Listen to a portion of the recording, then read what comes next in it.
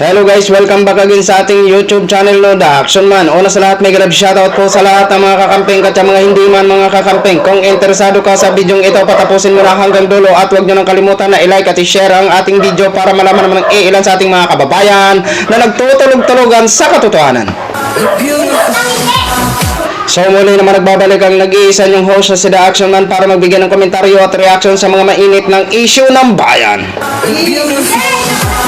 So ito ho mga ka-action, mga kakamping no, may gusto lang ho ako na i-share sa inyo. Regarding po ito sa dalawang senador at nanawagan ho ito mga ka-action, mga kakamping.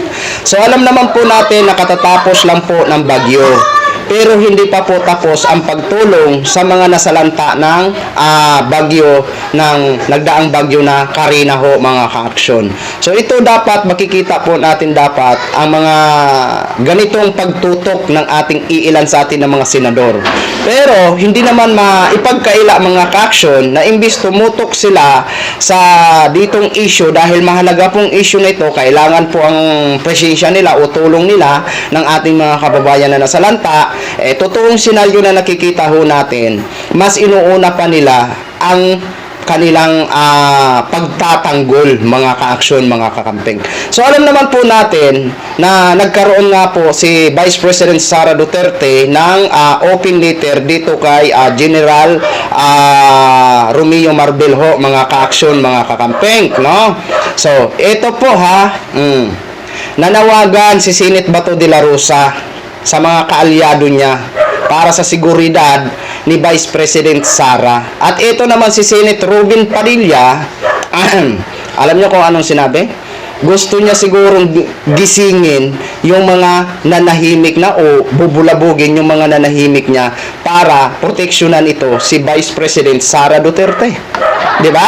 Ito po mga ka-action, bago po tayo magtuloy-tuloy, panoorin po muna natin ang nasabing video. Inisa-isa ni Vice President Sara Duterte ang anyay kasinungalingan ni PNP Chief Romel Marbil kaugnay sa binawing security detail ng bise. Kasunod yan, nanawagan ng mga kaalyadong senador ni VP Sara sa mga gustong mag-volunteer para protektahan ang pangalawang Pangulo. Nasa frontline ng balitang yan si Mylan Enriquez. Walang prenong binanata ni Vice President Sara Duterte si PNP Chief Romel Marbir kasunod yan ng pagbawi sa 75 police security personnel ng bise na inilipat sa National Capital Region Police Office o NCRPO. Una nang sinabi ni VP Sara na okay lang naman daw yan, pero may inilabas na open letter si VP Sara sa social media laban kay PNP Chief Marbir. Muli niyang binigyang diin na hindi apektado ang kanyang trabaho bilang ikalawang Pangulo kahit pa binawasan ang kanyang security detail. Yun nga lang, hindi raw nagustuhan ni VP Sara ang mga aniyay kasinungalingan ni Marbil sa mga interview na napapanood ng taong bayan. Unang punto ng bise, sadyang ginawa raw ang Vice Presidential Protection Division para hindi pakialaman ng mga gaya ng PNP Chief, ang security ni VP Sara at ng mga susunod pang Vice President ng bansa. Pinabulaanan din ng bise ang sinabi ni Marbil na nag-request sila sa Office of the Vice President sa pag-pull out ng 75 police personnel. Giit ni VP Sara, walang nangyaring request. Sinabihan na lang daw sila na kukunin na ang mga naturang tauhan ng PNP. Hindi na raw pumalag ang kampo ni Vice President Duterte. Dagdag pa ng bise, hindi rin totoo ang sinabi ni PNP Chief na walang banta sa kanyang buhay, kaya binawasan ang kanyang security detail. Aniya, meron ngang malisyosong naglabas ng video niya habang nasa NAIA. Nakuhanan din daw dito ang kanyang asawa at mga menor de edad na anak na malaking banta raw sa kanilang seguridad. Kamakailan din daw nang bumisita ang ilang operatiba ng PNP sa lugar kung saan siya nakatira para mag-surveillance. Pilit daw nilang inaalam kung saan ang bahay na inuupahan ni VP Sara, ang bahay kung saan din daw nakatira ang kanyang mga anak. Mabuti na lang daw napigilan ng mga opisyal ng Homeowners Association ang mga pulis. At kung totoo raw na walang nakikitang banta si Marbil laban sa kanya, bakit daw nagtira pa ng 45 tauhan ng PNP sa kanyang security detail na si Marbil pa raw ang pumili? Ang gusto lang daw ni VP Sara ay tigilan na ni Marbil ang pagbanggit sa kanya sa mga interview. Sinubukan ng News 5 na makuha ang pahayag ni PNP Chief Marbil nang dumalo siya kanina sa pagdinig sa Kamara. Pero ngiti lang ang kanyang tugon sa mga sinabi ng pangalawang Pangulo. Nakahanap naman ng kakampi si VP Sara kay Senator Ronald Bato de la Rosa. Nanawagan siya sa mga retiradong pulis at sundalo kung sino raw ang mga gustong mag-volunteer na security detail ng pangalawang Pangulo. Tingin daw ng senador may nag-utos kay Marbil na bawasan ng security detail ang bise. Alam ko naman si Chief PNP, hindi naman yan siya mag-decision ng gano'n, no? Kung na-instruction galing sa taas. Hindi naman basta-basta ang Chief PNP ka, tapos tanggalan mo ng security yung number 2 official ng Pilipinas.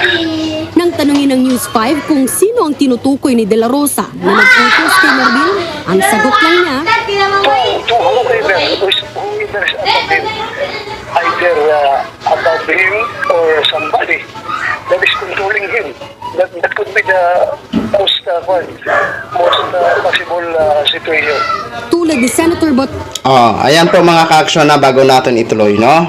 So, ayan po ha, nanawagan ito si Senate Bato de la Rosa sa mga retiradong mga opisyal na kung sino daw ang mag-volunteer na para sa seguridad ni Vice President Sara Duterte.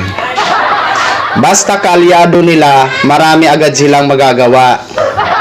Mananawagan ho agad yan sila. Pero kung problema talaga na ang makinabang ay taong bayan talaga, wala po yan sila. 'Di ba? Ganun po sila kasigasig kapag ang naaargabyado o ang nagmamakdol o nagdradrama ay ang kanilang kampo. 'Di ba? Sino ba naman ang mag-volunteer diyan? Aba, iwan ko kung may magbo-volunteer pa diyan, ha? Sa panahon ngayon, parang walang voluntary ngayon eh. 'Di ba? Ewan ko lang, kung may mga puso pa na may mag-volunteer, isipin mo magbo-volunteer ka para bantayan ang Vice President. Di ba? Sana all. Di ba? Ganoon si Bato de la Rosa, napaka taba mag-isip. Napakataba mag-isip. Di ba? Eto, pakinggan po natin. Mas matindi po ito si Senate Robin Padilla. Bato, nanawagan din si Senator Robin Padilla sa mga gustong maging bahagi ng security detail ni VP Sara. Partikular na raw yung mga dating rebelde na voluntaryong sumuko at gusto nang magbago. Nagbabalita. Ayan po mga ka-aksyon Grabe si Senate Robin Yung mga nagbago na at gusto nang mamuhay ng tahimik, ayan, pinapanawagan naman ni Robin Padilla. Gusto niyang para bang guluhin na naman ang mananahimik na. Alam mo, Senator Robin, iniisip mo ba sinasabi mo?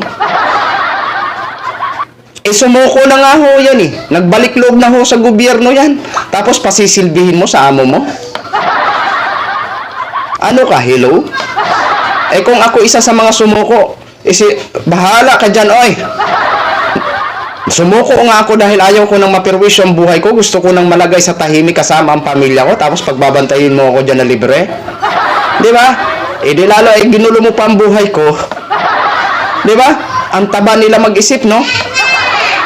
Voluntary para sa seguridad ng kanilang Vice President. Sana all.